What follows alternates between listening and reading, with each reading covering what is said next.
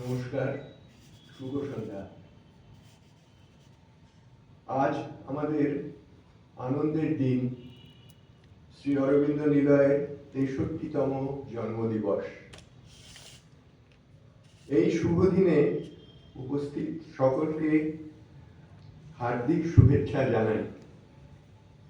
১৯৬২ সালের এই দিনটিতে শ্রীমায়ের আশীর্বাদ ক্রমে শান্তিনিকেতনের এই প্রাঙ্গণে এই প্রতিষ্ঠানটির প্রাণ সঞ্চার হয়।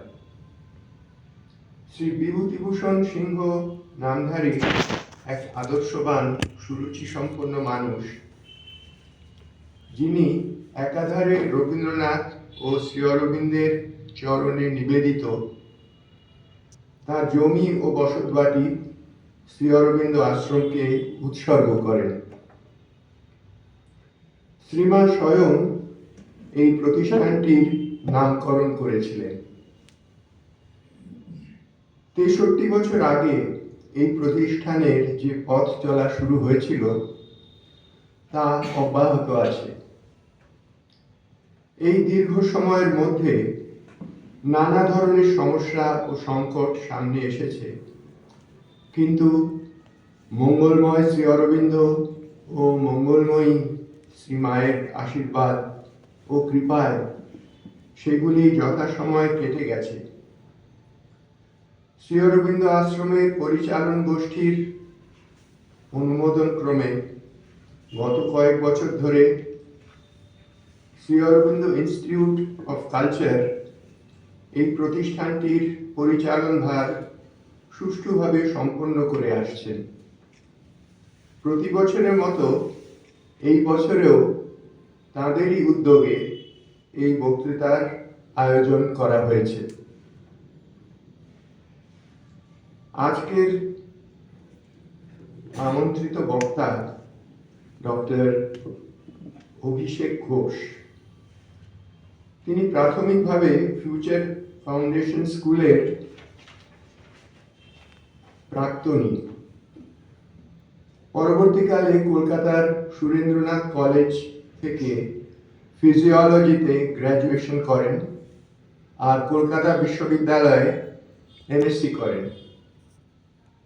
এরপর তিনি কানাডার পাড়ি দিয়ে ক্যালগারি বিশ্ববিদ্যালয় থেকে তার ডক্টরেট ডিগ্রি লাভ করেন। বিষয় ছিল cell growth in human diseases, যেমন ক্যান্সার, ডায়াবেটিস ইত্যাদি। তার গবেষণার বিষয় নিয়ে বিভিন্ন আন্তর্জাতিক জার্নালে তার লেখা প্রকাশিত হয় এবং তিনি বেস্ট পেপার পুরস্কার পান। 2024 সালে দেশে ফিরে এসে এখন তিনি শ্রী অরবিন্দ ইনস্টিটিউট অফ কালচারে কর্মরত আছেন। Shri Aurobindo integral education network নামক ব্লগেও প্রায় লেখালেখি করেন।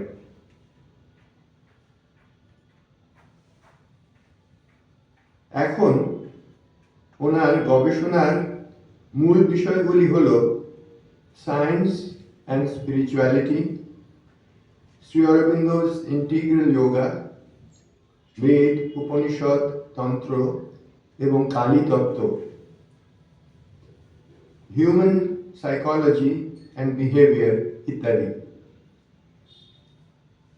আজ তার ভাষণের বিষয়, যেমন আপনারা জানেন, Shri Aurobindo and the law of karma, dark past or luminous future. এবার আমি ডক্টর ঘোষকে অনুরোধ করব তিনি তার বক্তব্য আমাদের সামনে পরিবেশন করবেন। ডক্টর ঘোষ।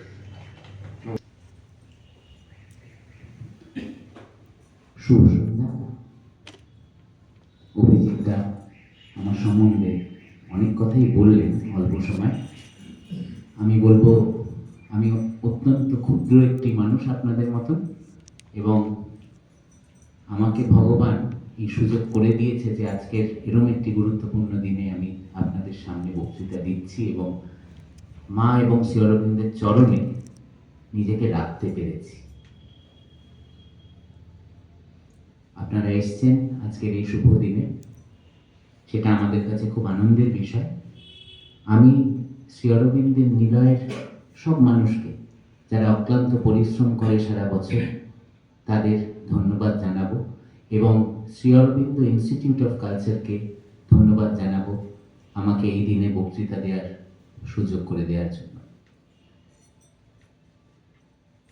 আমার বক্তৃতার বিষয়টা শুনে মনে হয় খুবই গুরুগম্ভীর, হয়তো বটে, কিন্তু এটাও বলবো শ্রী অরবিন্দ সম্বন্ধে আমরা যখন কোনো কথা বলি বা কোনো বক্তৃতা শুনি, আমাদের অনেক সময় মনে হয় যে ব্যাপারটা খুব শক্ত হবে, আর সেটা মনে হওয়াটা কিন্তু খুব একটা অস্বাভাবিক নয়। কিন্তু যদি আমরা একটু খুঁটিয়ে দেখি, আপনাদের মধ্যে অনেকেই যদি শ্রী অরবিন্দের দর্শনের মধ্যে আমরা প্রবেশ করতে পারি আর বোঝার চেষ্টা করি যে উনি কি আমাদের দিয়ে গেছে, কি অমূল্য ধন দিয়ে গেছেন আমাদের এই পৃথিবীকে, তাহলে আমরা বুঝব যে ব্যাপারটা কিন্তু খুবই সরল।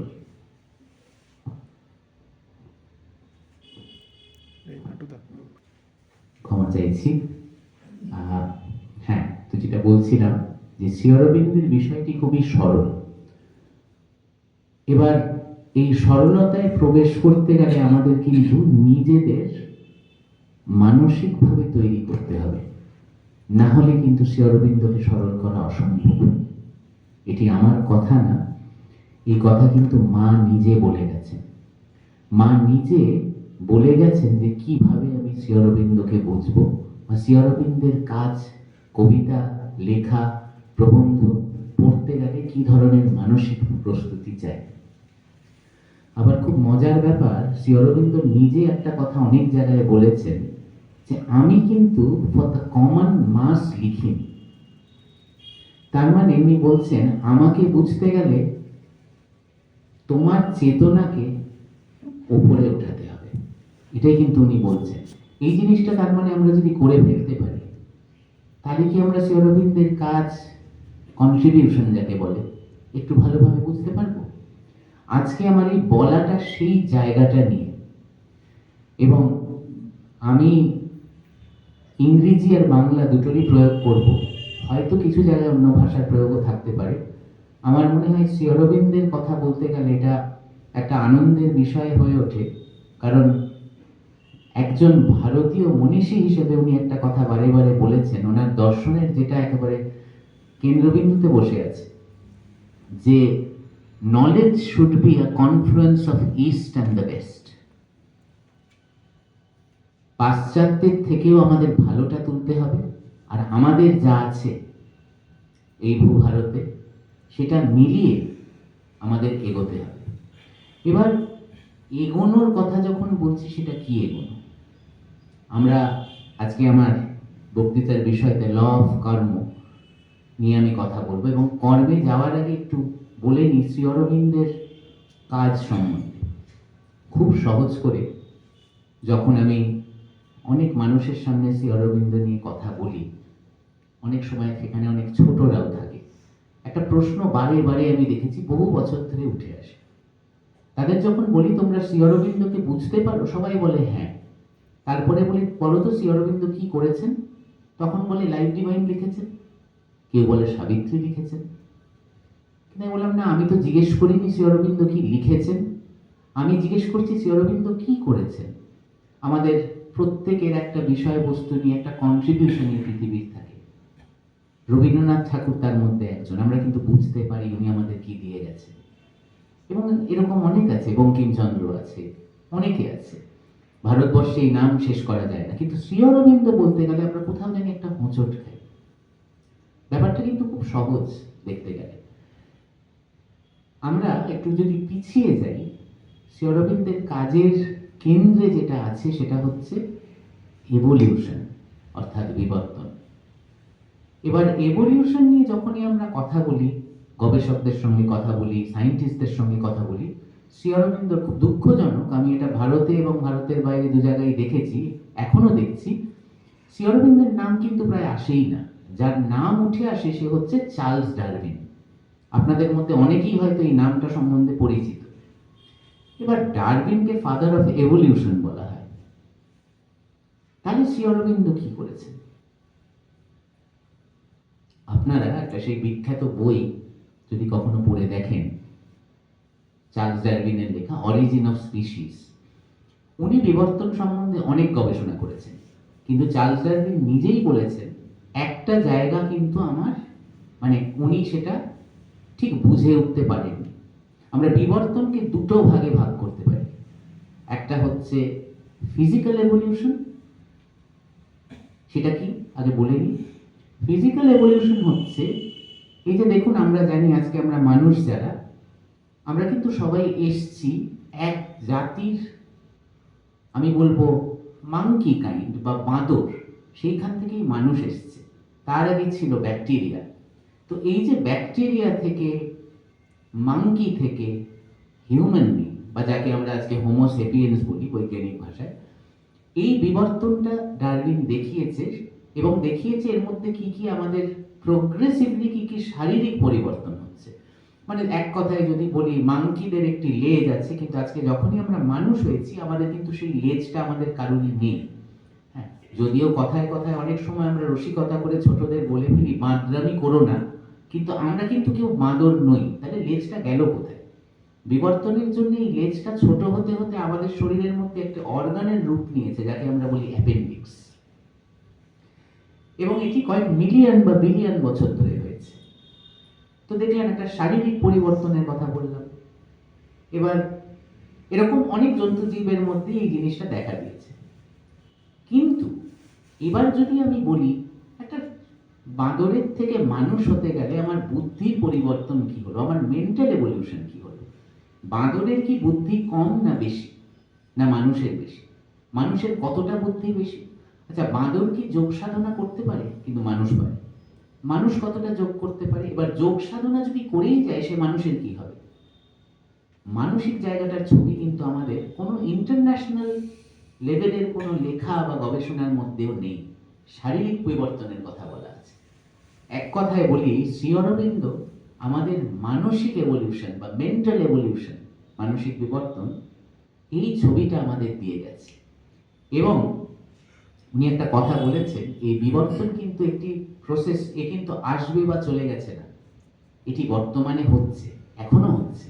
তাই প্রতিদিন আমরা দেখি আমাদের চুলটা পাকছে, আমরা দেখি যে আমাদের গায়ের চামড়া আস্তে আস্তে পাতলা হচ্ছে, অনেক সময় আমরা দেখি যে একটু আমি যেন ভুলে ভুলে যাচ্ছি। এগুলো কিন্তু বিবর্তনের অংশ। কিন্তু শ্রী অরবিন্দ বলছেন, আমরা যদি একটা প্রথাগতভাবে কিছু নিয়ম পালন করে এগোতে পারি, যেগুলো খুব শক্ত নয়, সোজা নয়, ওটা যদি দিনের পর দিন করে যেতে পারি, কর্ম করে যেতে পারি, তাহলে আমরা মানুষ থাকবো না, আমরা হয়ে যাব, উনি একটা নামই দিয়েছেন এখানে, আমি সেই নামটিই বলছি, সুপারম্যান। সুপারম্যান আমরা সবাই হতে পারি। এটা বিবর্তনের শেষ একটা ঘাট আমরা বলতে পারি। সুপারম্যান কিন্তু আসেনি, সে আসছে। সেই জন্যেই এই সুপারম্যান হতে গেলে আমাদের যেটা করতে হবে সেইটি হচ্ছে ইন্টিগ্রাল যোগা। এবার সুপারম্যান হয়তো আমরা কেউ দেখিনি, কিন্তু আমরা একটা জিনিস দেখেছি, যে আজকে আমরা অনেক কিছু নিয়ে কথা বলছি যা কিন্তু আজ থেকে ঠিক 10 বছর আগে আমরা ভাবতে পারতাম না। আমার হাতে যে টেলিফোনটা নিয়ে আজ আমি ঘুরছি, সেটা কিন্তু 10 বছর আগে আমার কাছে স্বপ্ন ছিল। আপনারা হয়তো আজকে অনেক লেখা পড়বেন, অনেক কিছুর মধ্যে একটা জিনিস আমাদের সামনে চলে আসছে, আর্টিফিশিয়াল ইন্টেলিজেন্স। এই আর্টিফিশিয়াল ইন্টেলিজেন্সটা কে বানানো? মানুষই কিন্তু বানিয়েছে। মানুষের বুদ্ধি কোথায় চলে যাচ্ছে ভাবুন, এবং হয়তো আর 10 বছর পরে আমরা ভাবতে পারবো না। আস্তে আস্তে আমাদের টিভি, কম্পিউটার, ফোন সবই ছোট হচ্ছে, কিন্তু তাতে আমরা অনেক বেশি কাজ করতে পারি। আজকে আমাদের কাজ, অফিস, ব্যাংক সবকিছু কিন্তু এই ফোনের মধ্যে। ভাবা যেত কি 10 বছর আগে, 20 বছর আগে, 30 বছর আগে? অসম্ভব। বিবর্তন কিন্তু হচ্ছে। এইবার আমি যোগের ব্যাপারে আসি। এই কর্মের ব্যাপারটা কি? এই কর্মের ব্যাপারটা বা ল অফ কার্মা আমরা যাকে বলি, দেখবেন আমাদের সাধারণভাবে যখন মানুষের সঙ্গে আমরা ল অফ কার্মা নিয়ে কথা বলি, বেশিরভাগ বইতে বা বৈজ্ঞানিক যা বিশ্লেষণ আছে, এইটাকে একটা কম্পারেটিভ বা কম্পেয়ার করা হয় নিউটনের তৃতীয় লয়ের সঙ্গে, এবং বলা হয় ল অফ কর্ম কি, আমি যদি ওকে একটা ধাক্কা মারি, ও আমাকে ফিরে একটা ধাক্কা মারবে, ইকুয়াল অ্যান্ড অপোজিট রিয়াকশন। আমরা সবাই হয়তো ছোটবেলায় এটা কোনো না কোনো সময় সায়েন্সে পড়েছি। সত্যি কি এটাই ল অফ কর্ম, নাকি আরো কিছু? শ্রী অরবিন্দ এই ছবিটাই দেখিয়েছেন কিভাবে। কর্মে যাওয়ার আগে আপনাদের কিছু আমি উদাহরণ দেব নানান জায়গা থেকে, আমি যেগুলো সোর্স করেছি এবং শ্রী অরবিন্দের কিছু লেখা থেকে, তাহলে হয়তো ছবিটা আরেকটু পরিষ্কার হবে, আরেকটু সহজ হবে। এই যে কর্ম করার কথা আমরা বলতে থাকি, বা আমরা ছোটবেলা থেকে শিখেছি ভালো কাজ করো, ভালো কর্ম করো, ভালো কর্ম করিলে কি পাবো আমরা, ভালো কর্ম ফল হবে, তাতে কি হবে, এই যে ব্যাপারটা, এই ব্যাপারটা এখানে আমাদের অনেকগুলো জায়গায় কিন্তু একটা ধোঁয়াশা ব্যাপার আছে। সেই জায়গাটাতে আমরা চেষ্টা করবো সেই ধোঁয়াশা ব্যাপারটা যাতে না থাকে, বা একটা ক্ল্যারিটি আনার চেষ্টা করব। এবার আমরা সবাই কোথাও না কোথাও কাজ করি, সবাই কাজ করছি আমরা। আমরা কিন্তু খালি অফিসে যাওয়াটাকেই কাজ করা বলছি না। এই যে আপনারা এখানে বসে একজোট হয়ে শুনছেন, কেউ ছবি তুলছে, কেউ দেখছে মাইকটা ঠিক চলছে কিনা, কেউ ভাবছে এখান থেকে এরপরে আমি কোথায় যাব, সেখানে কি আছে, আপনারা সবাই কিন্তু কোনো না কোনোভাবে কর্ম করছে। এবার ভালো কর্ম খারাপ কর্ম দুটোই হয়, তার মধ্যে আমি পড়ে আসছি। কর্মকে এবং কর্মযোগকে আমাদের কিন্তু আরেকটু মানে এর গুরুত্ব আমাদের আরো বাড়াতে হবে, যেটা অনেক সময় আমরা কর্মের ক্ষেত্রে দিই না, বা কাজটাকে লাইটলি করি। তো শ্রী অরবিন্দ কি বলছে, বা এক কথায় আগে বলি যোগ কি।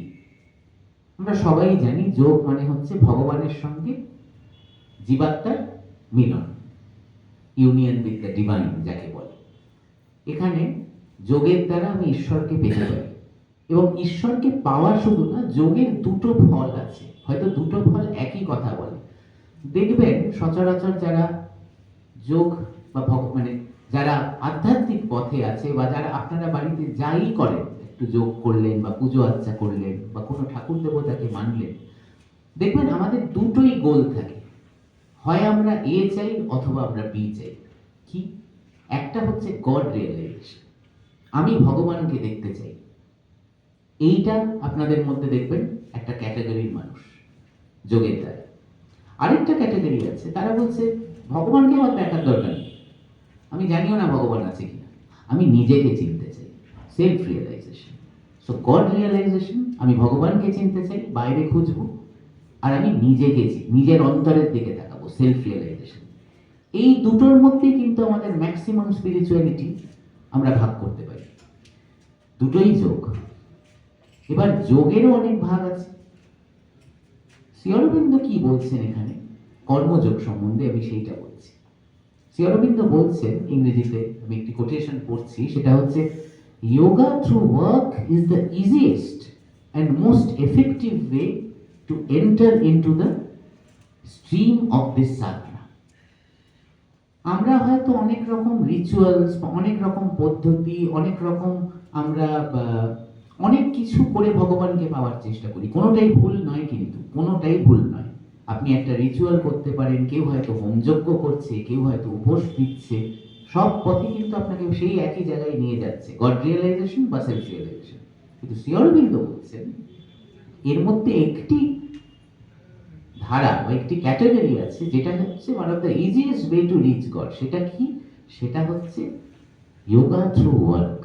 যোগা থ্রু ওয়ার্ককে আমি যদি সহজ করে আরো বাংলায় নিয়ে আসি, সেটা হচ্ছে কর্মযোগ, কাজ করা। এক কথায় কাজ করে ভগবানকে পাবো, সেটা কি করে হয়? এবং যদি এটা করি, কাজ করে ভগবানকে পেয়েও যাই, তাতেই বা আমার কি লাভ হবে? এইখানে খুব সুন্দরভাবে এটা, এর উত্তরটা খুব সহজভাবে আমরা স্বামী বিবেকানন্দর সন্ন্যাসীর গীতি, বাণী ও রচনা বলে স্বামী বিবেকানন্দের একটি বই আছে, আপনারা যদি পড়েন বা পড়ে থাকেন, ওখানে এটি একটি গান। স্বামী বিবেকানন্দ সেই গানের একটি লাইনে বলছেন যে শুভ কর্মে শুভ, মন্দে মন্দ ফল, এ নিয়ম রোধে নাহি কারু বল। তার মানে পরিষ্কার বলে দিচ্ছে ভালো কাজ করলে ফল ভালো হবে, খারাপ কাজ করলে ফল খারাপ হবে। স্বামীজির কথা। শ্রী অরবিন্দ এইটি কিন্তু সেই ল অফ কর্মা, আমি যা করবো আমার ফল সেরকম হবে। কিন্তু তাও আমাদের এই জায়গাটা বুঝতে একটু আমাদের অসুবিধে হয়।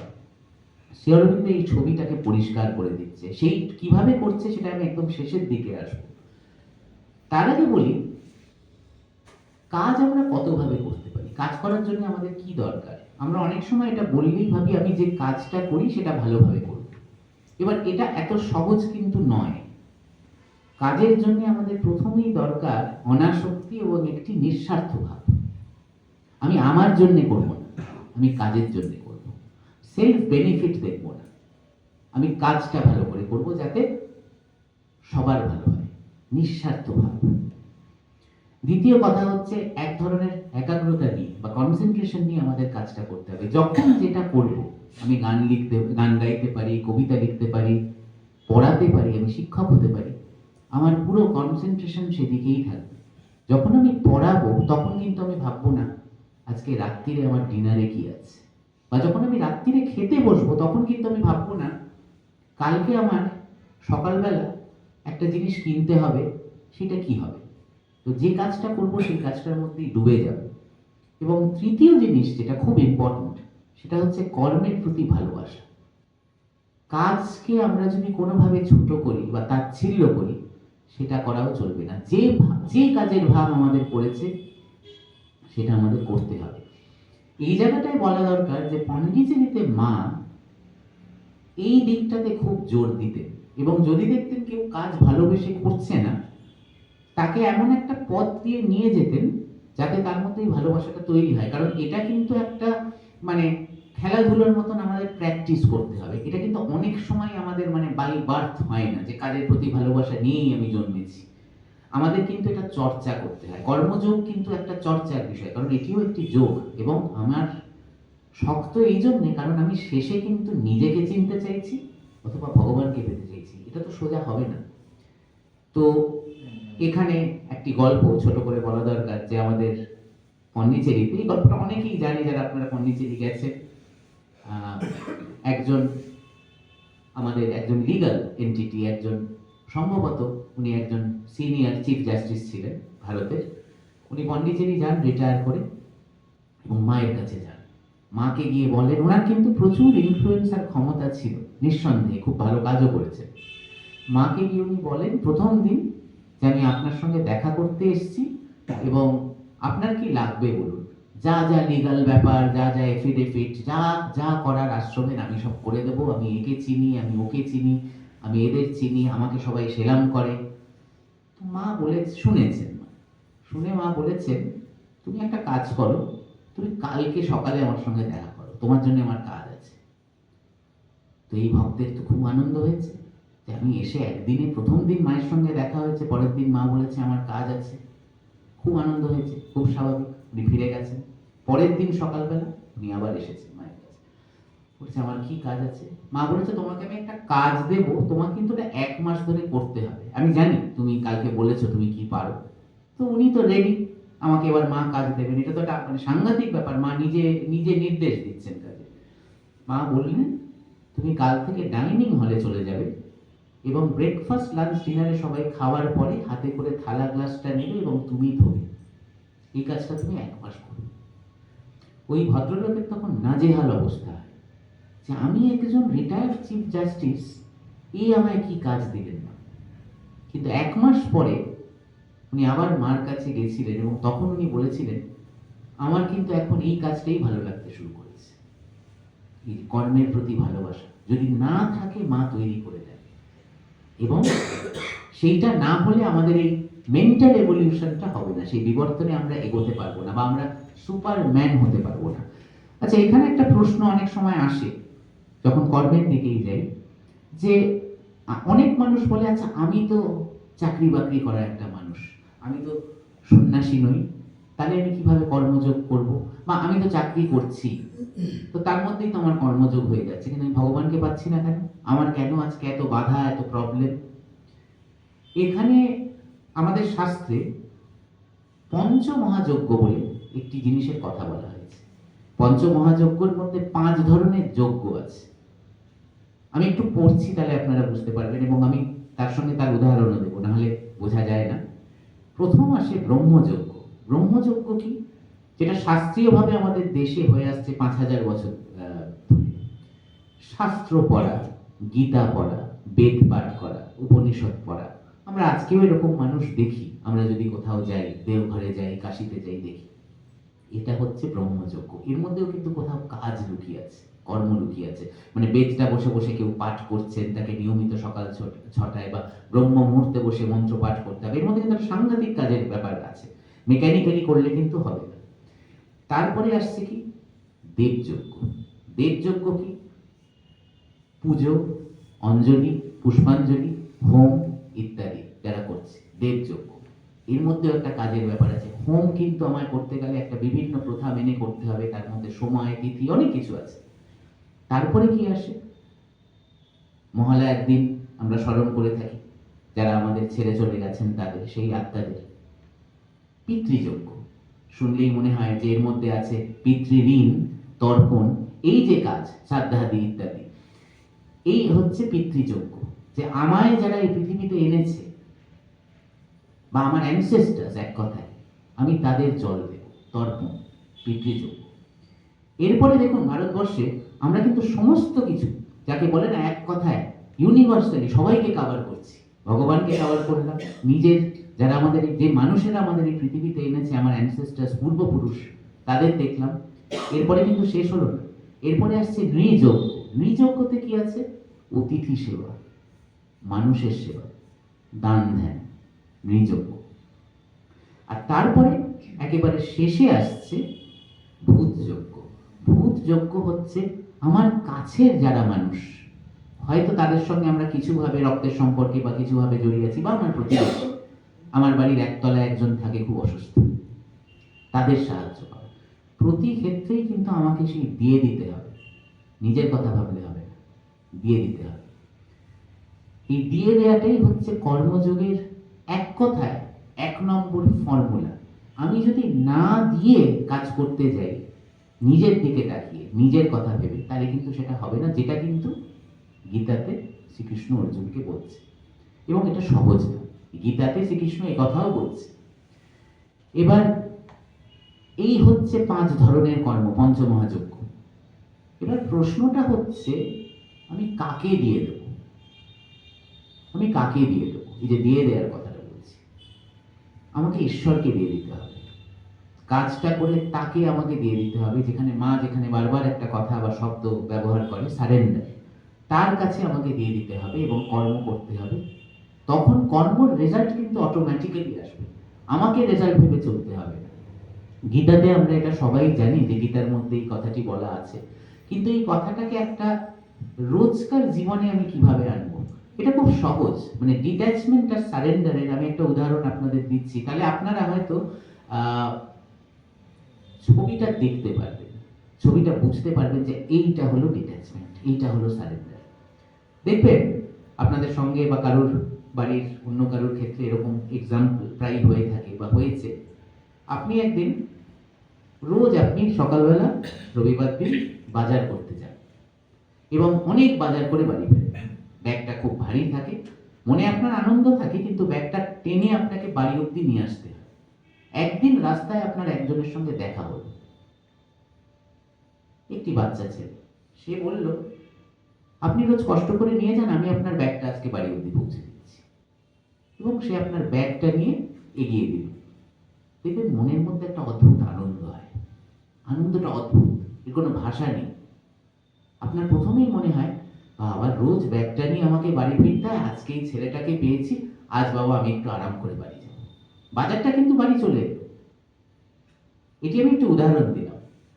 ঈশ্বর হচ্ছে সেই বাচ্চা ছেলেটি, আমাদের জীবনের সেই বাজারের ভারী থলিটা আমাদের সেই বাচ্চা ছেলের হাতে তুলে দিতে হবে, আর তখন ওই আনন্দটা হবে। বাজার আপনার বাড়িতে পৌঁছবে। এবার আমি আগেই বলেছি এটা সহজ না। ঈশ্বর আমাদের একটা ভাবেই পৃথিবীতে পাঠিয়েছে, শ্রী অরবিন্দ বলছেন, যাতে আমরা সুপার হিউম্যান হতে পারি। সহজ হলে তো যে কোনো কিছুই যদি খুব জলের মতন সহজ হয় তাহলে তো মানুষ চেষ্টা করবে না, বিবর্তন হবে না ঠিকভাবে। জিনিসটা শক্ত হতে হবে। দেখবেন স্কুলে ছোটবেলায় আমরা যখন সহজ অঙ্কগুলো করে বলতাম অনেক নম্বর পেয়েছি, আমি অঙ্কে ভালো, বাবা মারা বলতো না না না না বইয়ের পেছন দিকের অঙ্কগুলো করো, ওইগুলোতে আটকালে তো বোঝা যাবে তুমি অঙ্কে কিরকম ভালো, সহজ অঙ্ক করলে তো হবে না। তো আমি আজকে আসার আগে এখানে দেখলাম শ্রী অরবিন্দের কথা বলতে গেলে আমার পক্ষে যেটা খুব সহজ হয়, অনেকে বলে তোমার কি লাগে শ্রী অরবিন্দ সম্বন্ধে আলোচনা করতে গেলে, আমি বলি যে অনেক সময় বেশি কিছু লাগে না, অনেক সময় একটা দড়ি লাগে। হ্যাঁ, অনেকেই বুঝতে পারেন যে দড়ির প্রয়োগটা কেন। এবার দেখুন, এই দড়ি দিয়ে আমি বোঝানোর চেষ্টা করছি এই কর্মযোগকে বা এই বিবর্তনকে। আমরা যখন এই পৃথিবীতে আসি, শ্রী অরবিন্দ নিজেই বলেছেন যে আমাদের এই পৃথিবীতে যখন আমরা ভূমিষ্ঠ হই তখন আমাদের জীবনটা, তখন আমাদের এই কর্মফলের পথটা কিন্তু তৈরি হয়ে যায়, কর্মের পথটা তৈরি হয়ে যায় ফলদার পরে। কিন্তু আমাদের পুরো জীবনটা জন্ম থেকে মৃত্যু অবধি, অ্যাটলিস্ট যেটা আমরা সেন্সিবলি দেখতে পাই, আমাদের জীবনটা কিন্তু এরকম থাকে। দেখতে পাচ্ছেন, আপনারা প্রত্যেকে বুঝতে পারছেন যে আমি দড়িতে গিট দিয়েছি। শ্রী অরবিন্দ বলছেন বিবর্তন তখনই হবে আমার জীবনে, দুঃখ পেতে হবে, ঘা খেতে হবে, ধাক্কা খেতে হবে, এগোতে হবে, নিজের বুদ্ধি প্রয়োগ করে আমাকে এইটা করে যেতে হবে। আপনারা এই মুহূর্তেও করছেন এইটা, জীবনটাকে একটু সহজ করে নেয়া, ঈশ্বরকে দিয়ে দেয়া, এইটা সুপার হিউম্যান কে জানেন? এ হচ্ছে সুপার হিউম্যান। কোনো গিট নেই, আমাকে জীবনে গিট খুলতে খুলতে যেতে হবে। এবং আপনাদের প্রত্যেকের হাতে এই দড়ি আছে, কিন্তু ধরে নিন 100টা গিট দিন, আমাদের ঘরের প্রত্যেকের হাতে এই দড়ি আছে। আপনার শারীরিক জীবন যেদিন শেষ হবে, আপনি তো কেউ 10টা গিট খুলবে, কেউ 50টা গিট খুলবে, কেউ 95টা গিট খুলবে, হয়তো কেউ 100টা গিট খুলবে। যে 100টা গিট খুলবে সে হবে সুপার হিউম্যান, আর তারপরে সে দেখবে নির্বাণ বা মোক্ষ। যতদিন গিট আমাদের না খুলছে ততদিন কিন্তু আমাদের হতে থাকবে রিবার্থ, বারবার গিট খুলে যেতে হবে। কিন্তু এখানে একটা খুব ইম্পর্টেন্ট জিনিস আছে, আমাকে ভীষণ সচেতন হয়ে জীবনে চলতে হবে যাতে গিট কমতে থাকে। এই আমি কাউকে গিয়ে যদি এখন খুঁচিয়ে দিই আর ভাবি ওর চাকরিটা যদি আমি খেয়ে দিই খুব মাত্র সুবিধে হবে, আমার তো একটা চাকরির দরকার, এখানে গিট পড়ে গেল। গিট সমানে আমরা ছাড়াচ্ছি, গিট পড়ছে, কারণ মানুষই ভুল করছে, সেই জন্যই শক্ত। গিট খুলতে খুলতে যাওয়া আর গিট না পড়ে সেটা দেখা, এটাই হচ্ছে শ্রী অরবিন্দের ইন্টিগ্রাল সাইকোলজি বা এভলিউশন। এইবার এর মধ্যে একটা জটিলতা আছে, এটা তো আমি সহজে বলে দিলাম, আজকে আমরা সবাই বাড়িতে গিয়ে বুঝে গেলাম গিটটা খুলবো ইন্টিগ্রাল যোগা, কিন্তু এর মধ্যে কিন্তু একটা কমপ্লিকেশন এবার আমি অ্যাড করছি। আমাদের কর্মকে আমরা 3টে ভাগে, ব্রডলি অনেক ভাগ আছে, 3টে ভাগে আমরা ভাগ করতে পারি। শাস্ত্রে 3টে সম্বন্ধেই মানে অনেক কিছু লেখা এই নিয়ে আছে, 3টে ভাগ সম্বন্ধে আমাদের অনেকটাই জানা। আমাদের অনেক শাস্ত্র এই 3টে ভাগের উপরে ভিত্তি করে কিন্তু তৈরি হয়েছে বা অ্যানালিসিস করা হয়। মানে প্রাইমারিলি আমার মাথায় যেটা এই সময় আসছে সেটা হচ্ছে আমাদের জ্যোতিষশাস্ত্র। সেটা হচ্ছে, একটা হচ্ছে যে কর্ম আপনার হাতে নেই বা চলে গেছে, আপনার গত জন্ম, আপনার আগে গতকাল অব্দি আমার যা যা জীবনে ভুল হয়েছে, এই মুহূর্তে যেটা হচ্ছে 1 সেকেন্ড পরে সেটা পেছনে চলে যাচ্ছে, তার উপরে আমার কোনো কন্ট্রোল নেই, যাকে আমরা বলি সঞ্চিত কর্ম বা সঞ্চিত কর্ম, এর উপরে আমার কোনো কন্ট্রোল নেই। ওটা কিন্তু রেকর্ডে চলে গেল, এবং তার মধ্যে যদি ভুল থাকে তার এফেক্ট আমার উপরে হবে, কারণ আমি ভুল করেছি। বাল্মীকির গল্পটা আমরা সবাই জানি, আমি প্রশ্ন নিতে পারবো না, পরে আমি বক্তৃতার পরে প্রশ্নে যাব। এরপরে আসছে যার উপরে আমাদের আবার কন্ট্রোল নেই, সেটা হচ্ছে আগামী কর্ম। আগামীকাল থেকেই আমরা বুঝতে পারি আগামী কর্ম হচ্ছে যেটা কাল হবে, 1 বছর পরে হবে, 1 মাস পরে হবে, এর উপরেও আমাদের কন্ট্রোল নেই। তাহলে কন্ট্রোল কিসের উপরে আছে? যেটা প্রেজেন্ট, যেটা বর্তমান, সেটা হচ্ছে প্রারব্ধ কর্ম। আমাদের, যে জন্য আমি বললাম জ্যোতিষশাস্ত্র এই 3টি কর্ম নিয়ে আলোচনা করে। আমাদের যখন আমরা কোনো জ্যোতিষীর কাছে যাই, ছক নিয়ে আলোচনা করি, এই প্রারব্ধ কর্ম, সঞ্চিত কর্ম এবং আগামী কর্ম তিনটেরই কিন্তু একটা কনফ্লুয়েন্স যাকে বলে ওখানে দেখা দেয়। কারণ আমরা কিন্তু জ্যোতিষীর কাছে জেনারেলি আগে কি হয়ে গেছে আমার জীবনে জানতে চাই না, জানতে চাই পরে কি হবে, চাকরিটা কবে হবে, বিবাহটা কবে হবে, এগুলোই জানতে চাই। তো এই আমাদের কর্মের তিনটে ভাগ। তো আমি একমাত্র যে জিনিসটাকে কন্ট্রোল করতে পারি সেটা হচ্ছে যেটা বর্তমান, এবং যে মুহূর্তে আজকে এটা বর্তমানে হয়ে গেল সেটা হয়ে গেল পাস। তো এবার যদি আমি বারে বারে বর্তমানটাকে খুব সুন্দর রাখার চেষ্টা করি, আনন্দে থাকার চেষ্টা করি, খুশি থাকার চেষ্টা করি, খুশি দেওয়ার চেষ্টা করি, তাহলে অটোমেটিক্যালি সেই বর্তমানটা যখন পাস্ট হবে, পাস্টটাও সুন্দর হবে। মানে ব্যাপারটা অনেকটা একটা লম্বা রাস্তা পরিষ্কার করতে করতে আমি এগোচ্ছি, কিছুক্ষণ পরে দেখছি পুরো রাস্তাটাই পরিষ্কার হয়ে গেল। তো রাস্তাটা পরিষ্কার করতে করতে গিটটা ছাড়াতে ছাড়াতে এগোতে হবে।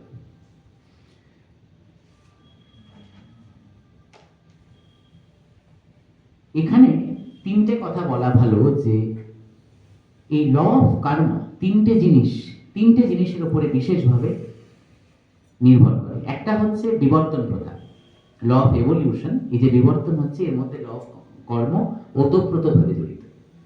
দ্বিতীয় হচ্ছে ল অফ কর্ম কিন্তু এরকম নয় যে আমি 2 টাকা দিলে আজকে 2 টাকা পাবো, এটা আমরা অনেক সময় বলে থাকি, কিন্তু ল অফ কর্ম কিন্তু এরকম না। আমি 2 টাকা দিলে হয়তো 10 বছর পরে ইনস্টলমেন্টে 1 টাকা 1 টাকা করে আমার 2 টাকা আসতে পারে, আবার 200 টাকাও আসতে পারে।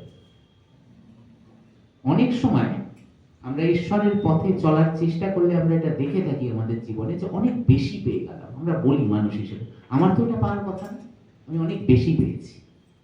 ঈশ্বর কিন্তু অনেক সময় সেই পথে আমাদের এগিয়ে দেয় বা অনেক সময় আমাদের সেটা দেয়, আমরা যদি সেটা চিনতে পারি। প্রথম কথা হচ্ছে আমরা যে সবাই বসে আজকে এরকম ঘরে সুন্দর মা শ্রী অরবিন্দের পায়ে নিজেদের রেখে এই যে বক্তৃতা আমি বলছি আপনারা শুনছেন, এখানেই কিন্তু আমরা, ঈশ্বর আছে, আমাদের নিঃশ্বাস প্রশ্বাস চলছে, আমরা আজকে এখানে সবাই একাগ্রভাবে এটা শুনছি, একটা অনুষ্ঠান হচ্ছে, আমি জীবিত আছি। সব থেকে বড় পাওনা ঈশ্বরের এটা, কর্ম ক্ষমতা দিয়েছে সে আমাকে। চিন্তা করে দেখুন, কিছু বছর আগে যখন প্যান্ডেমিক এসেছিল, আমরা তখন কিন্তু খুব অসহায় হয়ে পড়েছিলাম, কোনো টেকনোলজি কিচ্ছু আমাদের সাহায্য করেনি। সব থেকে বেশি মানুষ, এটা গবেষকরা দেখেছে, সব থেকে বেশি মানুষ সংখ্যায় তখন কিন্তু ওই গড রিয়েলাইজেশনের পথে হাঁটার চেষ্টা করেছে, যে এবার কি হবে, যখন কেউ দেখাননি সে দেখছে। কিন্তু সেইটা ভালোভাবে আমি ঈশ্বর লাভটা করবো কি করে, তাতে আসছি, সেও শ্রী অরবিন্দেরই বলা কথা। এখানে মা অনেক কথা বলেছেন, আমি তার মধ্যে যাব, এবং তার আগে আপনাদের সঙ্গে একটা কিছু শেয়ার করতে চাই। মায়ের কথাই একটু বলি। আমরা যদি খুব কেয়ারফুলি দেখি, আমাদের মা শ্রী অরবিন্দের এই কর্মযোগকে মাথায় নিয়ে কর্মযোগকে রূপ দিয়েছেন মা। যেটা গুরুগম্ভীর বা খুব জটিল মনে হয় শ্রী অরবিন্দের লেখা পড়লে বা শ্রী অরবিন্দের পথে চলার চেষ্টা করতে গেলে, মা সেটা একদম সহজ করে দিয়েছে।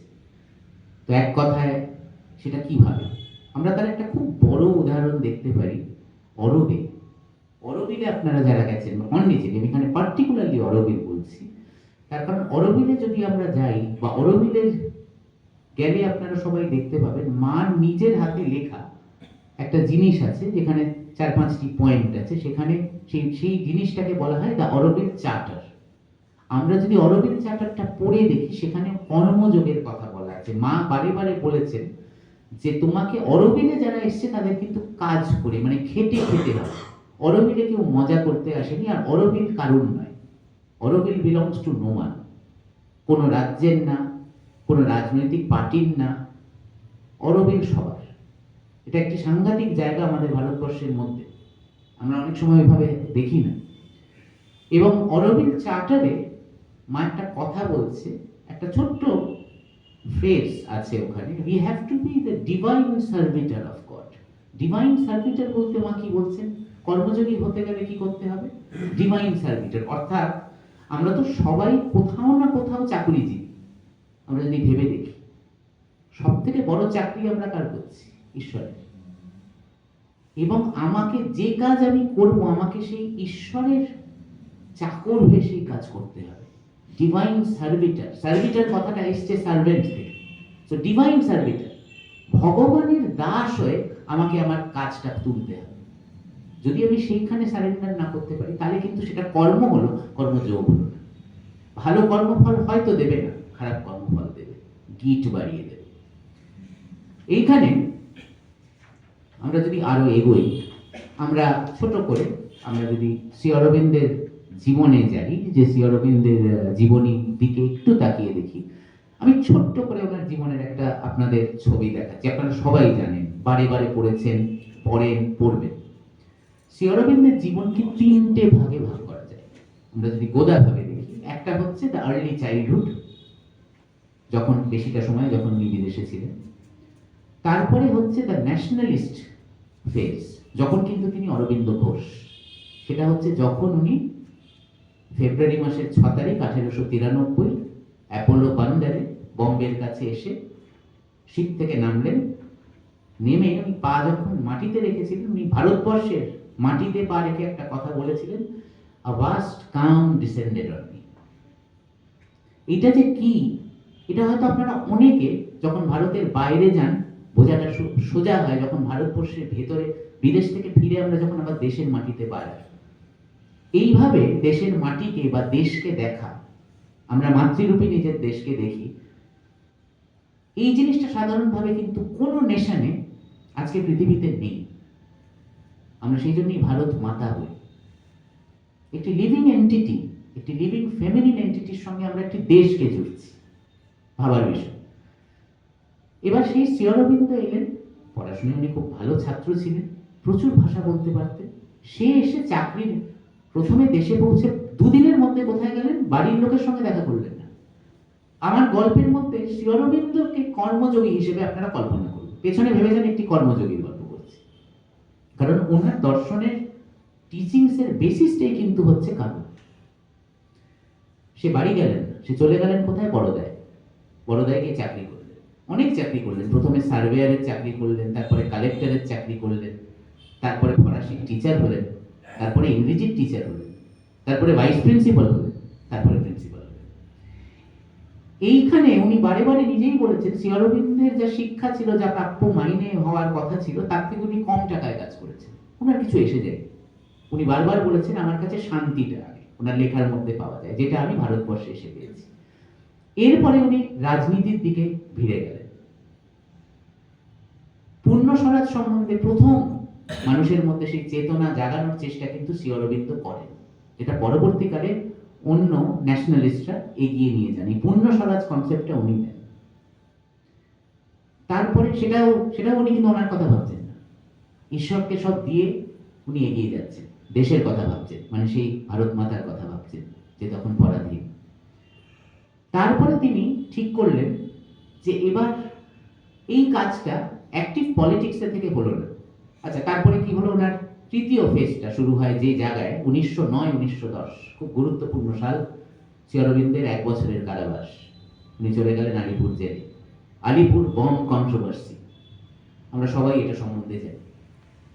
এই জেলে ঢুকেছিলেন কিন্তু অরবিন্দ ঘোষ, কিন্তু বেরিয়েছেন কিন্তু শ্রী অরবিন্দ। কারণ এইখানেই ওনার হয়েছিল বাসুদেব দর্শন। তাছাড়া উনি স্বামী বিবেকানন্দকেও এখানে দেখেছিলেন, যে ওনাকে নির্দেশ দিয়েছিলেন ওনার যোগের পথে পরবর্তীকালে কি করতে হবে। এই বিবর্তনে সুপার হিউম্যান আসছে, এই ধারাটা স্বামীজি ওনাকে জেলে দিয়েছিলেন, কিন্তু স্বামীজি কিন্তু সুপারম্যান কথাটা বলেননি, একটা ইঙ্গিত দিয়েছিলেন। সুপারম্যান শব্দটা শ্রী অরবিন্দ নিজে ব্যবহার করেছে। আর এই কথাটার ইঙ্গিত, এই যোগের ইঙ্গিত, যে আমরা সাধারণ মানুষ থেকে সুপারম্যান হয়ে যাব, এই ইঙ্গিতটা কিন্তু বৈদিক ইঙ্গিত। শ্রী অরবিন্দ নিজে বলছেন, বেদের মধ্যে কিন্তু ইঙ্গিত দেয়া আছে। তার মানে 5000 বছর আগের থেকে ভারতবর্ষ কিন্তু এভলিউশন সম্বন্ধে সচেতন, জানে যে মানুষের বুদ্ধি বাড়বে খুব সাধারণভাবে। আমরা আজকে দেখছি আমাদের হাতের ফোনের দিকে তাকালেই যে মানুষের বুদ্ধি তো বাড়ছে। এবার সেই জেল থেকে যখন উনি বেরোন, ওনার আধ্যাত্মিক পরিবর্তন প্রকাণ্ডভাবে ওনার পরিবর্তন হয়। উনি সেই আর আগের মানুষ থাকেন না। এবার উনি কি করছেন, অনেক কিছু করতে পারতেন। উনি জন্মেছেন কলকাতায়, উনি চলে গেলেন সাধনা করতে। সেই ঈশ্বরের আদেশ উনি পেয়েছিলেন ওনার কেভ অফ তপস্যাতে। পন্ডিচেরিতে গিয়ে উনি সাধনা করলেন। তারপরে আমরা মায়ের পদার্পণ দেখি। মা আসার পরে আশ্রম ধীরে ধীরে ধীরে বেড়ে উঠল 1926-এর পর থেকে। 5 জন 6 জন 10 জন থেকে আজকে আমরা জানি পন্ডিচেরির আশ্রম। শুধু পন্ডিচেরিতেই না, শ্রী অরবিন্দ সারা ভারতবর্ষ এবং ভারতবর্ষের বাইরেও বিদ্যমান। তো এখানে আমি বলতেই পারি যে শ্রী অরবিন্দ কিন্তু আমাদের জীবনে একটি ব্রিজ, যে দুটো জিনিসকে জুড়ে দিচ্ছে। একটা হচ্ছে আমাদের ডার্ক পাস্ট, ভারত ব্রিটিশারদের আন্ডারে ছিল বহু বছর, আমি বলতে পারি সেটা ডার্ক পাস্ট, কিন্তু আমাদের একটা আশা দিচ্ছে লুমিনাস ফিউচার। আমাদের ভবিষ্যৎটা কিন্তু অনেকটাই আলোময়, যদি আমরা কর্মটা ওই সারেন্ডার করে ঈশ্বরকে দিয়ে একাগ্র মনে করে যেতে পারি। এবার উনি দুটো কথা এখানে বলছেন শ্রী অরবিন্দ, সেটা বলে আমি শেষের দিকে আসবো। সেটা হচ্ছে, সময় আছে এখনো 7:22, সেটা হচ্ছে শ্রী অরবিন্দ এই যে ফিজিক্সের আপনাদের গল্প বললাম, নিউটনের তৃতীয় লয়ের কথা বললাম, আমি তোমাকে 5 টাকা দিয়েছি, তুমি আমাকে 5 টাকা দিলে, অথবা আমি তোমাকে ডান কাঁধে ধাক্কা দিয়েছি, তুমি আমাকে ডান কাঁধে ধাক্কা মারলে, ঠিক এটা ল অফ কর্ম কিন্তু নয়। শ্রী অরবিন্দ ব্যাপারটাকে আরেকটু ভাঙছে। শ্রী অরবিন্দ বলছেন যে তুমি যদি ল অফ কর্মে বিশ্বাসী হও, তোমাকে একটা অ্যাকশন করতে হবে, যে কোনো কাজ করতে হবে। সেই কাজে তুমি কি ধরনের মানসিকতা ঢেলেছো বা কি এনার্জি তোমার এই কাজের থেকে অন্যদিকে যাচ্ছে, তার উপরে নির্ভর করছে তুমি কি পাবে। মানে সেই 2 টাকার কথাটা না বলে শ্রী অরবিন্দ বলছেন, আমি যদি আজকে একটা ভালো কাজ করি, আমি যদি পুণ্য করি, আমি যদি আজকে 1000 মানুষের সেবা করি, সেই সেবা, সেই অ্যামাউন্ট অফ সেবা কোনোদিন আমার উপরে ফিরে আসবে, আমিও সেইটা পাবো। সেটা কে করাবে? সেটা ঈশ্বর করাবে। আমি যদি আজকে 2টো মানুষের সেবা করি, ভালোভাবে একাগ্রতা দিয়ে ভগবানের দিকে তাকিয়ে, তাহলে কিন্তু আমাকেও সেই 2টো মানুষের সেবার যে এনার্জি, সেইটা আমি ফিরে পাবো। কিন্তু মানুষ সাধারণত কি ভাবে? সাধারণ মানুষ, মানে আমরা তো এখনো সুপারম্যান হইনি, আমরা সাধারণত কি ভাবি? আমি যখন 2টো মানুষের সেবা করব, আমার রিটার্নটা যেন 100টা মানুষের হয়, 2 টাকা দিয়েছি যেন 200 টাকা পাই। সাধারণ মানুষ আমরা কিন্তু এইভাবেই ভাবি। এখানেই আমরা ভুল করি। আমি যা করব আমি ঠিক সেটাই। আমি যদি কাউকে জল দান করি, আমারও জল প্রাপ্য হবে, কিন্তু জল দিয়ে আমি কিন্তু 1 থালা সন্দেশ পাবো না। এইটা একটা দিক গেল আমাদের কর্মের।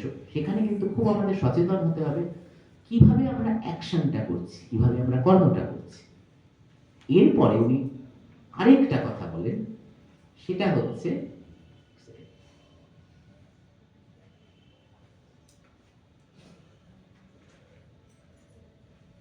এই কর্ম, মানে আমরা অনেক সময় কর্মটা বা শাস্ত্রে যেভাবে আমরা এটাকে বিবেচনা করে থাকি, রিওয়ার্ড অ্যান্ড পানিশমেন্ট।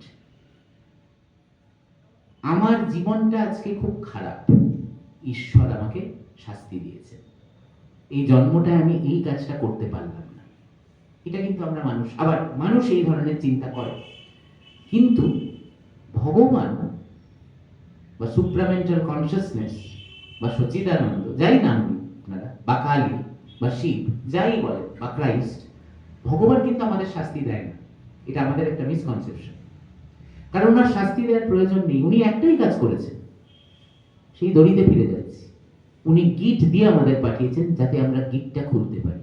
এটা একটা ডেলিভারেট অ্যাটেম্প্ট। আমাদের শাস্তি দিচ্ছেন না, আমাদের শিক্ষা দিচ্ছেন। তো আমাদের জীবনের শিক্ষাটা যাতে আমরা পাই, আমাদের যাতে আরো চেতনা বৃদ্ধি পায়, সেই জন্য আমাদের এমন একটা পাজল দিয়ে পাঠিয়েছে পৃথিবীতে, এত ধাক্কা দিচ্ছে যাতে আমরা তার থেকে রসটা পেতে পারি। কবিগুরুর কথা যদি বলি, এখানে বলা বাহুল্য যে উনি জীবনে যা দুঃখ পেয়েছেন, যদি আমরা একটু গবেষণা করি বা ভেবে দেখি, রবীন্দ্রনাথ ঠাকুর জীবনে যা কষ্ট পেয়েছেন, অনেক কিছু উনি লিখেছেন গানে, কবিতায়। সব কি লিখেছেন? সব কি বলে গেছেন? হয়তো নয়। কিন্তু আমরা কি কোথাও একটা বলতে পারি অ্যানালিসিস করে যে ওরকম দুঃখ কষ্ট পেয়েছেন বলেই সে রবীন্দ্রনাথ ঠাকুর হয়েছে? তার অনুপ্রেরণায় আমরা অনেক কাজ করতে পারি, কিন্তু আরেকটা কেন রবীন্দ্রনাথ ঠাকুর হয় না? একটি ডুপ্লিকেট শ্রী অরবিন্দর কেন হবে না? এরা কোথাও না কোথাও নিজের জায়গায় কিন্তু সুপারম্যান বা সুপারম্যানকে ছুঁয়ে ফেলেছে, সেই জন্য এদের আর কোনো বিকল্প নেই।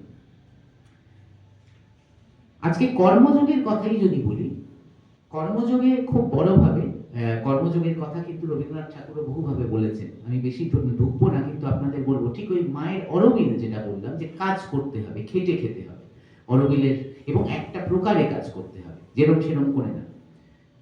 সেই ভাবনা নিয়ে বা সেই ধরনের ভাবনা নিয়ে কিন্তু আমরা শ্রীনিকেতনকে আজকে চিনতে পারি। শ্রীনিকেতন হয়তো যুগের সাথে, সময়ের সাথে, বছরে বছরে অনেক পরিবর্তন হয়েছে, কিন্তু আপনারা যদি শ্রীনিকেতন দেখেন, শ্রীনিকেতনে গিয়ে ওখানে একটি বোর্ড আছে, সেই বোর্ডের মধ্যে সেই লেখাগুলো পড়েন, the principles of the creation of Sriniketan, সেখানেও কিন্তু প্রধান জোরটা দেয়া কাজ।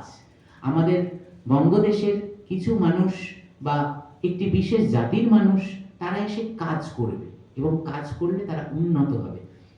রবীন্দ্রনাথ ঠাকুর সুপারম্যান কথাটা বলেননি, কিন্তু ওনার একটি বই যেটি আমার ব্যক্তিগতভাবে খুব প্রিয়, হচ্ছে রিলিজিয়ন অফ ম্যান, সেইখানে বলেছে ডিভিনাইজড ম্যান। উনি এই শব্দটা ব্যবহার করেছেন, ডিভিনাইজড ম্যান।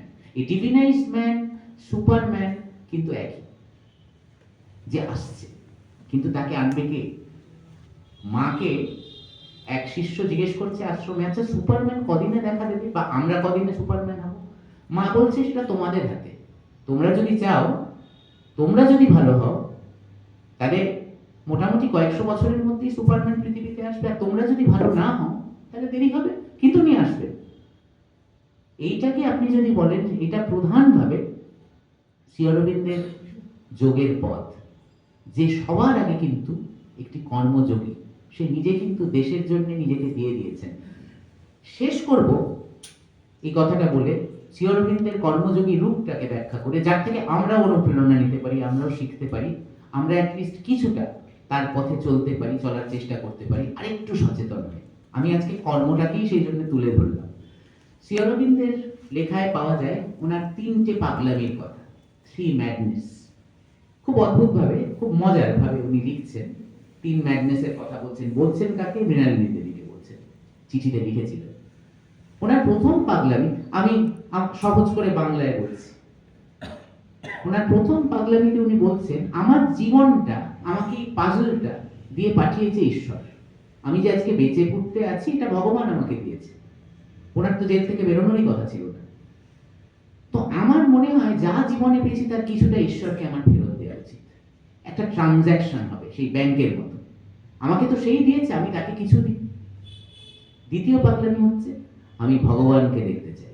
শ্রী অরবিন্দ কিন্তু এই পথে উনি চলার চেষ্টা করেছেন, গড রিয়েলাইজ। ওই যে বললাম, কিছু মানুষ আছে ভগবানকে দেখতে চায়, কিছু মানুষ আছে নিজেকে চিনতে চায়, ব্যাপারটা এক।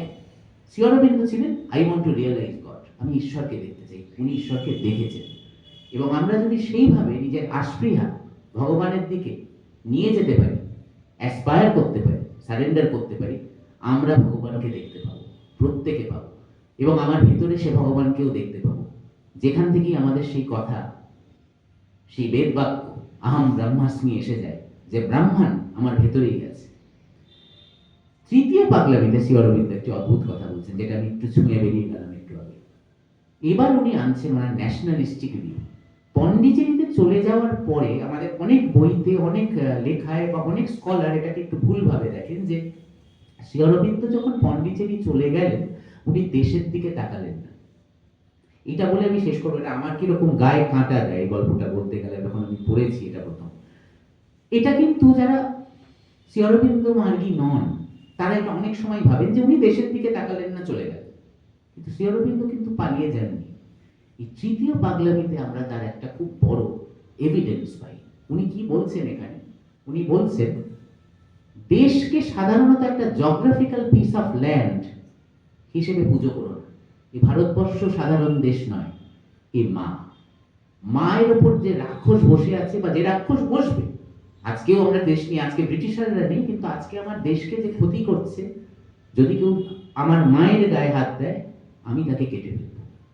এই তিনটে পাগলামি ওনার ছিল। কোথাও না কোথাও তিনটে পাগলামিকে উনি কিন্তু রূপ দিতে পেরেছেন, দেশকে মা বলেছেন। আর তিনটে পাগলামির মধ্যে একটা জিনিস কমান, সেটা হচ্ছে কর্ম। কর্ম না করলে কিন্তু তিনটে পাগলামির রেজাল্ট আসবে না, কর্ম ফলিত হবে না, কর্মফল আসবে না। সেই জন্যই শ্রী অরবিন্দ আমাদের খুব বড় জিনিস জীবনে দিয়ে গেছেন যে ঈশ্বর লাভ যদি করতে চাও তোমাকে কিন্তু কর্মের পথে এগোতে হবে, কিন্তু সেই কর্মটা একটা নির্দিষ্ট ভাবে করতে হবে, না হলে কিন্তু তুমি ঈশ্বরকে পাবে না। এবং খুব সুন্দর করে সেটি উনি দিয়ে গেছেন আমাদের কাছে একটি ছবির রূপে। আমি ছবি কথাটা বলবো না, একটি সিম্বলের রূপে। আপনারা যদি কখনো সিম্বল দেখে থাকেন শ্রী অরবিন্দের বা না দেখে থাকেন, অনেকটা আকারটা এই ঘরের বাইরেই আছে, কিন্তু এটি পারফেক্ট সিম্বল। আমি তাও বলছি যে শ্রী অরবিন্দের সিম্বলে দেখবেন দুটি ত্রিভুজ আছে, একটা ইনভার্টেড মানে উল্টো, আর একটা সোজা ট্রায়াঙ্গেল। দুটো ট্রায়াঙ্গেল এরোর সঙ্গে মিলিত হচ্ছে। ওপর থেকে যে ট্রায়াঙ্গেলটা আসছে মানে ইনভার্টেড ট্রায়াঙ্গেল যেটা, সেটা হচ্ছে সচিদানন্দ। আমি সহজ করে দিচ্ছি, মায়েরই বলা এই ব্যাখ্যাটা। সেইটা হচ্ছে ভগবান আমার উপরে যে গ্রেসটা দিয়ে আছে, ভগবান যে আমায় সবসময় দেখছে, এটা হচ্ছে সেইটাকে চিহ্নিত করে, দ্য ইনভার্টেড ট্রায়াঙ্গেল। আর যেটা সোজা ত্রিভুজটা আছে সেইটা চিহ্নিত করে আমার আস্পৃহা, আমি ভগবানকে চাই, আমি ভগবানকে চাই আর ভগবান আমায় দেখছে। দুটি ট্রায়াঙ্গেল যখন মিলিত হয় তখনই কিন্তু অবতার জন্ম নেবে। সেইটি হচ্ছে মাঝখানের ওই পদ্মটা। দেখবেন শ্রী অরবিন্দের সিম্বলের মাঝে যে পদ্মটি আছে, ভগবানের সঙ্গে মানুষকে মিলিত হতে হবে। এখানেই কিন্তু আবার সেই হয়ে গেল জীবাত্মা আর পরমাত্মার মিলন। এবং কি করে হবে? শুরু যেখান থেকে করেছিলাম সেখানেই ফিরে আসি, শ্রী অরবিন্দেরই কথা। One of the easiest way to see God is to do karma yoga. আজকে একেবারে শেষ দিকে চলে এসেছি। শেষ করার আগে আমার একটি খুব প্রিয় কোটেশন শ্রী অরবিন্দের পড়ে আমি শেষ করব, যেটা হয়তো আজকের পুরো বক্তৃতাটাকে খুব কম কথায় বলে দেবে। ওনার কিছু লাইন সাবিত্রী থেকে, অনেকেই এই লাইনটি স্মরণ করেন। উনি কি বলছেন? We are sons of God and must be as even as He. His human portion we must grow divine. Our life is a paradox with God for King. আমাদের জীবন একটি ধাঁধা। এবং খুব মজা করে শ্রী অরবিন্দের লেখায় উনি বলেছেন, অনেকে জিজ্ঞেস করতেন ওনার কাছে যারা যেতেন, নীরদা শুরুর দিকে অনেক লেখায় আছেন পুরাণী, যে আমাদের জীবন এত ধাঁধা, এত পেঁচালো, আমরা এত দুঃখ কষ্ট পাই, এটি কি? তো শ্রী অরবিন্দ খুব কম কথায় বলে দিতেন ওনার লেখায়, ওনার সেন্স অফ হিউমারও ছিল, ইট ইজ পিওর ডিলাইট। এটি ডিলাইট, এটি ঈশ্বরের লীলা। এই লীলা কথাটা উনি ওখানে ব্যবহার করছেন। এবং পরবর্তীকালে আমরা যদি আরো ডিপে যাই, যেটা আজকে যাব না, আমরা অনেক সময় কৃষ্ণের লীলার কথা বলে থাকি বৃন্দাবনে। আমরা যখন লীলার কথা বলি, আমরা আমাদের চোখের সামনে একটি ছবি ভেসে ওঠে। লীলা কিন্তু অ্যাকচুয়ালি আমরা যেভাবে ভাবি সেটা না। শ্রী অরবিন্দ বলছেন লীলা হচ্ছে এই যে ভগবান আমাকে রোজ হাঁটাচ্ছে, বাঁদিকে নিয়ে যাচ্ছে, ডান দিকে নিয়ে যাচ্ছে, ট্রেনটা টাইমে এলো না, আচ্ছা মাইকটা প্রায় হেলে যাচ্ছিল, আজকে আমার কথা বক্তৃতা দেওয়ার সময় এই আমার কাশি এসে গেল, তারপরেও আমি বক্তৃতাটা দিতে পারলাম। তার মানে কি? আমি নিজে কিছু শিখলাম। মাইক যদি কাজ না করে আমি জোরে কথা বললাম, তার মানে কি? আমার ভেতরের চেতনা বৃদ্ধি পেল। আমি জানলাম যে মাইক ছাড়াও কিছু মানুষ আমার বক্তৃতা শুনবে, মাইকের দরকার নেই, আমি স্থির কথা বলতে পারবো। ভগবানই কিন্তু আমাকে ওই গীত ছাড়ানোর ব্যবস্থা করে দিল। আর সে আমাকে যেটা দিয়েছে সেটা হচ্ছে সমবুদ্ধি, চেতনা। তার ব্যবহার করে আমি কর্ম করলাম, যে আমার মাইকের দরকার নেই, আমি এমনি আমার মানুষের কাছে পৌঁছে যাব। ভগবান এটা দিয়েছে, আমাকে এটা ব্যবহার করতে হবে। তো এক কথায় আমরা আজকে দেখতে পেলাম যে কিভাবে শ্রী অরবিন্দ একটি ব্রিজ আমাদের জীবনে, মা সেটিকে আরো সরল করে আমাদের দেখিয়েছে। কিসের ব্রিজ? আমাদেরই জীবনের ডার্ক পাস্ট আর লুমিনাস ফিউচারের। এবার আমরা সেই লুমিনাস ফিউচারে কিভাবে এগোবো, কতদিনে এগোবো, সেটা শ্রী অরবিন্দ মাই হয়তো ঠিক করে রেখেছে। এটা বলে আমি আজকে আমার বক্তব্য এখানে শেষ করব। নমস্কার। এতক্ষণ আমরা সম্পূর্ণ মনোনিবেশ করে ডক্টর ঘোষের বক্তৃতা শুনলাম। এত সুন্দর চমৎকার একটি মনোগ্রাহী ভাষণ সচরাচর কিন্তু শুনতে পাওয়া যায় না, এত সহজ করে এবং নানা দৃষ্টান্ত দিয়ে তিনি শ্রী অরবিন্দের কর্মযোগ ব্যাখ্যা করলেন, তার বিষয়টিকে ব্যাখ্যা করলেন, যে মুগ্ধ হয়ে শুনেছি আমরা সকলে। তাকে এর থেকে বোঝা যায় যে তিনি এই ব্যাপারটা তিনি নিজে কতখানি হৃদয়ঙ্গম করতে পেরেছেন, এবং সেই জন্য এত সহজভাবে তিনি ব্যাখ্যা করতে পারলেন। এত একটা জটিল কমপ্লিকেটেড একটা বিষয় আপাত দৃষ্টিতে যেটা, সেটাকে উনি কি সুন্দরভাবে, অত সহজভাবে আমাদের সকলের বোধগম্য করে তিনি বললেন। তাকে আমার সকলের তরফ থেকে আন্তরিক ধন্যবাদ জানাই, কৃতজ্ঞতা জানাই যে আজকের এই প্রতিষ্ঠা দিবসে তিনি এসে এমন একটা সুন্দর ভাষণ দিলেন, এবং তিনি যা বললেন সেটাকে আমরা একটু ভালোভাবে বুঝবার চেষ্টা করব, যাতে আমরা শ্রী অরবিন্দের যে সুপার মাইন্ডের যে কনসেপ্ট সেটিকে একটু অন্যভাবে আমরা চিন্তা করব। যেটাকে আমরা বরাবরই মনে করে এসেছি যে খুবই জটিল, খুবই কমপ্লিকেটেড, সেটা বোধহয় আমাদের সাধারণ মানুষের আমাদের ধরাছোঁয়ার বাইরে। ধরাছোঁয়া নিশ্চয়ই অত সহজ পথ নয়, কিন্তু সেটা তিনি ব্যাখ্যা করেছেন যে কিভাবে এই কঠিন জিনিসটা অনেক সহজ এবং আমাদের হাতের মধ্যে আসতে পারে, যদি আমাদের সেই নিষ্ঠা থাকে, সেই সিনসিয়ারিটি থাকে। আমি এই কথা বলে এই আমার বক্তব্য শেষ করছি। ডক্টর ঘোষকে আরেকবার আমাদের আন্তরিক ধন্যবাদ, কৃতজ্ঞতা জানাই। আশা করব আবার নানা বিষয় নিয়ে, উনি যেহেতু কলকাতায় আছেন এবং শ্রী অরবিন্দ ইনস্টিটিউটের সঙ্গে যুক্ত আছেন, তাকে আমরা আবার এখানে পাবো। অন্য কোনো বিষয় নিয়ে তিনি বলবেন, মানে এই শ্রী অরবিন্দ শ্রীমা এই ব্যাপারটি আরো নানা দিকে আরো অনেকগুলি বিষয় আছে, দিক আছে, সেগুলো নিয়ে তিনি বলবেন। কারণ তিনি যেটাই বলবেন বুঝতে পারছি যে সেটাই খুব মনোগ্রাহী হবে, কারণ তিনি একেবারে বিষয়টির ভেতরে প্রবেশ করেছেন বলেই তিনি এত সহজভাবে সেটা ব্যাখ্যা করতে পারলেন। আমি তাকে ধন্যবাদ জানাই। সকলকে, আর যারা আসেননি আজকে, তারা আমার মনে হয় যে অনেক কিছু মিস করলেন। তারা সুন্দর একটা বক্তৃতা। তো আমি সকলকে শুভরাত্রি জানাচ্ছি, আর আজকের অনুষ্ঠান এখানেই সমাপ্ত হচ্ছে। ধন্যবাদ, শুভরাত্রি।